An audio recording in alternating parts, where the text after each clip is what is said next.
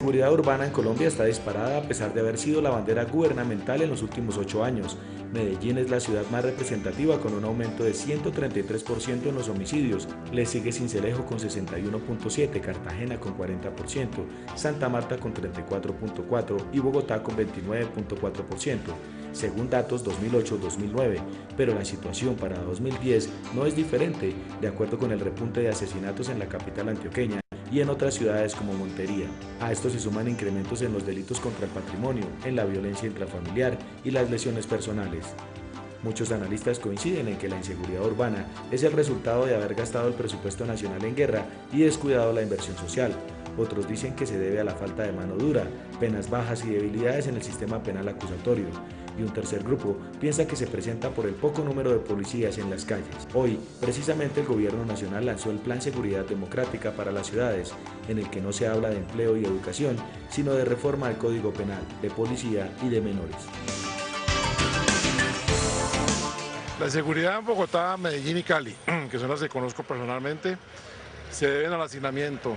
Está llegando demasiado desplazado. La gente se ve abocada a buscar la forma de sostenerse y muchas personas que no consiguen trabajo pues se ven obligadas a buscar otras actividades como el delito. Pobreza, mucha gente aguantando hambre, entonces acuden al delito, a cualquier forma ¿no? Para procurarse de pronto la mínima subsistencia. La falta de policías, sí, más que todo de policías que se encarguen de eso en la zona, porque la verdad ahorita se está viendo mucho peligro. La gente hoy en día busca rebuscarse a las demás personas para robarle porque no tienen formas para trabajar. El desempleo en Colombia y en Bogotá. El desplazamiento forzado de los grupos al margen de la ley. Esto hace que los campesinos, los indígenas lleguen a las ciudades en busca de refugio y ayuda estatal. Buenas noches, bienvenidos a Contrastes, porque la realidad tiene diferentes miradas. Este es un programa creado por la Federación Colombiana de Educadores para que usted ahí en la tranquilidad de su hogar construya opinión. Hoy tenemos un tema que es primera plana en varios periódicos y es el tema de la inseguridad urbana. Para analizarlo teníamos invitado por un lado a la senadora Claudia Yanet Wilches del partido de la U y por el otro al doctor Aurelio Suárez del Polo Democrático Alternativo, analista político. La doctora Wilches se excusó a última hora y comenzamos nuestro programa con el doctor Suárez. Bienvenido, doctor Aurelio. Bienvenido, y muchas gracias por su invitación, muchas gracias por estar de nuevo aquí en este programa tan importante. Muchas gracias, doctor, por haberla aceptado y comencemos con las causas de la violencia urbana. ¿A qué se debe este incremento de la violencia urbana, sobre todo desde el año 2009, en la ciudad de Medellín, en la ciudad de Bogotá, Cali, Montería? Bueno, yo creo que cuando vamos a hablar de violencia en cualquier sitio del mundo, hay que contextualizar esa violencia. Es decir, cuando hablamos de inseguridad ciudadana, de inseguridad urbana, hablamos de un contexto en este caso podríamos decirlo, de Cundinamarca y no de Dinamarca. Es decir, hay razones de entorno que se vuelven una especie de premisa básica para explicar los hechos de violencia. Estamos hablando de un país que tiene un 50% de pobreza, en el cual uno de cada 5 habitantes está en la indigencia. Es un país que está entre los 5 más desiguales e inequitativos del mundo. Es un país que tiene un 60% de empleo informal, de tal manera que digamos que ese es un punto de partida que puede indicarnos de alguna manera cuál es el contexto en el cual se da estos fenómenos de inseguridad. Y asimismo también tener en cuenta que es un país que bajo esas premisas ha estado marcado por decisiones de delincuencia de todo tipo, incluyendo y pasando por supuesto por el tema del narcotráfico, pasando por temas de delincuencia organizada, el secuestro, la extorsión, el crimen como industria, el crimen como fuente de enriquecimiento y de ganancia. Y yo creo que ahí hay que mirar qué es lo que ha estado pasando y qué es lo que pasa en Colombia. En este análisis que usted hace, habla de una causa totalmente estructural, que es la pobreza, la falta de empleo, la falta de educación, etcétera. Eso quiere decir que en Colombia estamos haciendo las cosas mal, nos estamos dedicando el presupuesto a la guerra en vez de solucionar esas causas de la violencia. Bueno, por supuesto que en el conflicto colombiano que se da fundamentalmente en las zonas rurales. Existen también algunas causas, incluso de decisión y de voluntad política de quienes deciden convertirse en actores armados para que se den causas de violencia, pero sí es importante una cosa que las mismas estadísticas muestran. Mire, Yesid, cuando uno lee todos los 10 años de Plan Colombia, encuentra que en el Plan Colombia los muertos fueron, o en ese periodo de 10 años de Plan Colombia, sí, los muertos fueron 21.000 personas.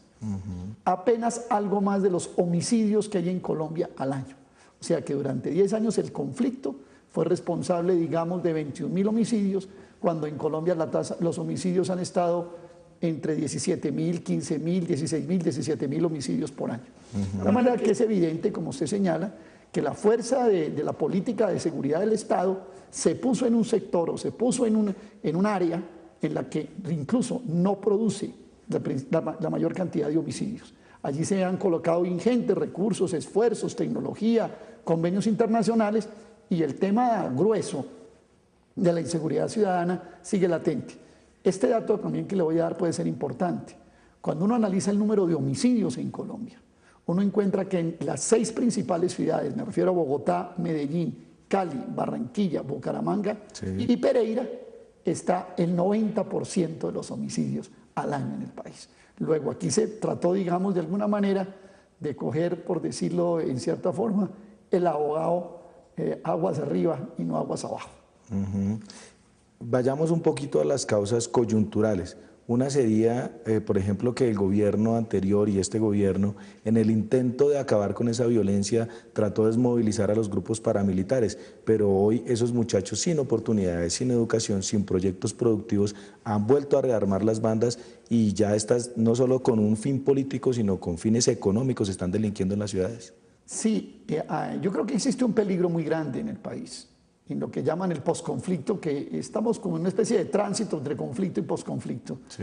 Y pareciera que se fueran a presentar un fenómeno similar a algunos países de Centroamérica, donde desmovilizados de los distintos actores armados terminan constituyendo bandas como fueron los maras, por ejemplo, en El Salvador o en Centroamérica, y que aquí están tomando distintas formas. A mí me llama la atención que en las noticias que uno escucha en los últimos días se encuentra, por ejemplo, que incluso en las zonas rurales los muertos obedecen, como en el caso del alcalde de Chigorodó, parece que enfrentamientos entre los urabeños y los rastrojos, y en el Charco Nariño se producen desplazamientos por contradicciones y conflictos entre los rastrojos y las águilas negras, y entonces lo que se va configurando es un fenómeno que no tuviera explicación, por lo menos desde el punto de vista de la concepción que sobre la violencia ha venido presentándose desde el Estado. El caso de Medellín es un caso supremamente notorio. Medellín hace 4 años pudo llegar a tener una tasa de homicidios por cada 100.000 habitantes menor de 30 puntos. Hoy se disparó a 90. ¿Y a qué se debe ese fenómeno? Bueno, parece que fuera cierta la teoría de algunos tratadistas, yo le he escuchado esto a gente del análisis que hace sobre temas urbanos, del grupo de Desde Abajo, por ejemplo, de que en Medellín lo que hubo en un momento dado fue una vernagobilidad y no una gobernabilidad, y que una vez se resquebrajó esa vernagobilidad, aparecieron miles de factores de violencia que hoy tienen esa ciudad pues disparada a niveles que, como en la época de los años 90, eso realmente hay que hacer un análisis muy detallado, qué fue lo que se pactó en un momento dado allí y qué fue lo que se desbarató para que surgiera esta violencia con este ímpetu casi arrollador, ¿no? O sea que hubo como una licencia para que don Berna y toda su banda criminal funcionara en la ciudad. Yo no diría que hubo una licencia, pero lo que uno sí puede decir es que hubo un pacto sin que se produjeran realmente los efectos de desarme, de desmovilización y los factores de los negocios ilícitos, etcétera, que estaban detrás de esto. Yo creo que lo que hubo fue una permisividad, una especie de convivencia, que después, cuando se desbarata, aparece todos estos factores que hoy tienen a la ciudad, a la segunda ciudad de Colombia en una situación tan difícil. Y lo de Cali es parecido, ¿no? Y sobre esto yo quiero llamar la atención. Las publicaciones más afectas al gobierno y al Estado colombiano arman un gran escándalo con Bogotá. Sin embargo, yo le quiero decir que Bogotá en los últimos 5 años, su tasa por homicidios por cada 100.000 habitantes ha estado muy por debajo de la tasa nacional.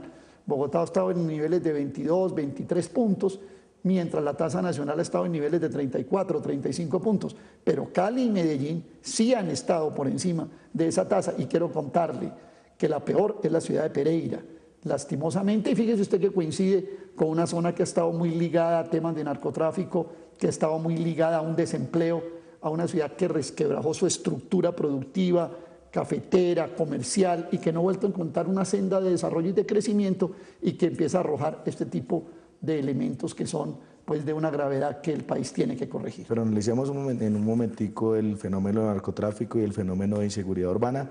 Mientras tanto hacemos una pausita y ya regresamos. Y retomamos esta charla con el doctor Aurelio Suárez sobre inseguridad urbana.